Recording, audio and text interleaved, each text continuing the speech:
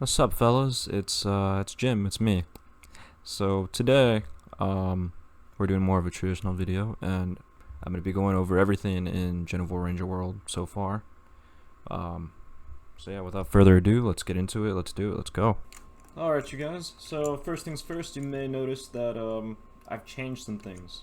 So I've kind of abandoned procedural generation for mainly game design issues. I didn't feel I could bring you guys a good game if I made it completely procedurally generated, at least for my first title ever. So because of that, I'm scrapping it. I'm just making very big open world maps because that's the intent of Genovor Ranger World, and that is something I gotta fix there. I always find some weird stuff as I'm testing stuff, and this is one of them. That should not be happening. Anyways, so as you guys can see, I added a little day-night cycle. So right now it is moon time, so there's that. Also, I made a way for wild Genovor to spawn, and in this area there are only Dandabees and Catteries, but if I venture off into this area over here, and I'll know where if I've hit a new chunk, essentially, because I have a little deep. See, I'm in a different part of the plains now. But in this specific part of the plains, I've made it where Thistlemole can spawn, which was the premier candidate of the first video, going over the burst mechanics. And I don't know if he'll spawn. Oh yeah, there's puff buns here that'll spawn as well. They're friendly. Ah, here it is. Thistlemole, not friendly. This guy, he'll steal from you. Like, usually. Oh right, there's a little timer. Yeah, so he'll steal from me when he's good and ready. It takes about a minute. I forgot I did that timer, but for now I'll just talk about other things. So yeah, from that video, there's only one thing that really changed the burst mechanic. It still does its basic activate both traits at the same time. I did, however, give it a little 20% boost to the power of all your attacks whenever you burst, so there's a little bit more incentive to burst the Genovor other than just getting some stat boost. And here we go. Oh shit. Okay. Yeah. So he stole that from me, and now we gotta get that back. So Thistlemoles, the way they work is if it's an item that you can lose, like resources or genopods or even berries, they'll steal those from you, like randomly. They'll steal a random item from your inventory and then run away from you with it. So if you find Thistlemoles, just be careful. It has a behavior type that allows it to be sneaky. I'll show you what that looks like. See, if you interact with a Genovor that is sneaky, instead of being friendly, it'll show you that it looks like it's smirking. Later on, I'm planning on adding like a little facial cue and stuff like that, even for the friendly Genovor, because obviously there's more work to be done. I'm just showing you guys this part so far. I haven't finished the map yet, so if you go here, you go into the nothingness, and oh my god, I broke my game. Hold on, let's restart that real quick. So yeah, fellas, do not venture into the light, because it will destroy you. Anyways, so I just want to show off the new battle stuff. So I changed up the HUDs a little bit. I think it looks much sleeker and a lot nicer than before. This little bar over here are the stats that have been lowered, increased, or yeah, lowered or raised, or if they stay the same. If no changes have been done to them, they'll be 0. You might be wondering what this little black icon with the white numbers are. That's just the data stat. There are certain moves that'll use it in calculation, but just think of it as a Genovor is like weight or something like that.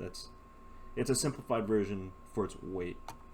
It also determines how much energy you expend when you switch out. So if I swap out Skyvalan here, he has 4 energy. You multiply that by 1.5. That's how the machine will do the calculations. So you'll use 6 energy to swap out, essentially. Now, this Dandabee here, we can go ahead and try to catch it. So let's nibble it. Oh wait, that might have been the wrong move. Yeah. Oh no, it worked. Okay. So Dandabee's gonna go for light tackle. We could recharge too, but let's just catch it. Let's catch in a blue pod. And I'm showing this off specifically with a different type of pod because I did something small to the summer UI, which I'm still working on. I haven't completely finished it. Like if we go here, as you can see, it's been caught in a standard Genopod, and if it's a GIF Genovor, it'll just be in your standard pod, or if there's no existing data for the pod, it'll default to this this type of pod. Just FYI. And yeah, so that's pretty much that. That's pretty much that with that. So Genovor can follow you, and that is interesting. Okay, so messing around with what's it called? Actually making this work has made it so that my layering's kind of all fucked up, so I gotta redo that. See, I finally got it where your follower will appear behind these trees. Only issue is when doing that, I also made it where if I go like this, I can stand on top of them. Not ideal, not what we want. See, that looks kind of weird. Anyways, so yeah, we got that going. We got this, and I had a feature where, oh, I don't like that at all. It's bothering me so much. Anyways, I had a feature where you can swap places with your Genovor actually. So like, I was doing it, press Y, and I know this looks really strange. I haven't found a way to actually transfer over the clothing that the player wears, but yeah, now you can see what a Skyline looks like with people clothes. It's kind of cursed, I'm not gonna lie, but you know, it is what it is. So yeah, that's that. I kind of enjoy this a lot, but yeah, you should have seen the. I have images in my Discord and stuff where I was messing around as the naked character, just walking around. I'm debating whether I should allow players to like just walk around like this, like not do any customization at all. I'll think about it, you know, it'd be really funny. I don't know if it's quite a well, we'll see, we'll see. But yeah, that works, so that's chill.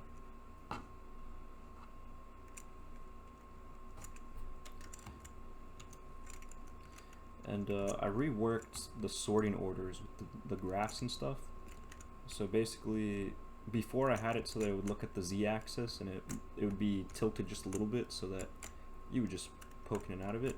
What I've done instead is every single time something goes in the actual grass itself, the sorting order changes of the actual grass. But it only changes if there's something in it. If there's nothing in it, then it won't change because it doesn't need to.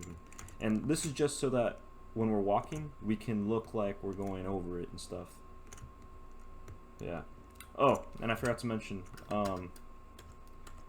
that little icon and stuff. I mean, this is just placeholder icons. Like, I literally made the moon sprite on paint.net, like, really quick.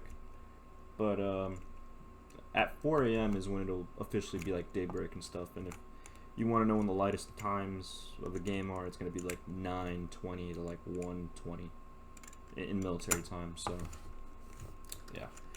Do with that information what you will. But yeah, there's a lot of changes that I've, you know, got going on. I even got the tossing stuff to work. Like, I can just toss this. I don't know why you'd want to yet, but you know, you can. I'm finding a lot of bugs. Holy shit! You can swap your Genovor too. So if we do this now, Danaby's following me and it still does that, which annoys me. Wait. Oh my god! Oh man. That's right. Okay, so yeah, with that, I'll leave you guys with that. These are pretty much the changes in Genovor Ranger World so far. Leave a like if you enjoyed, guys. It's been fun, real fun doing this. Yeah, so leave a like, comment, subscribe. Helps me keep going. Yeah, man.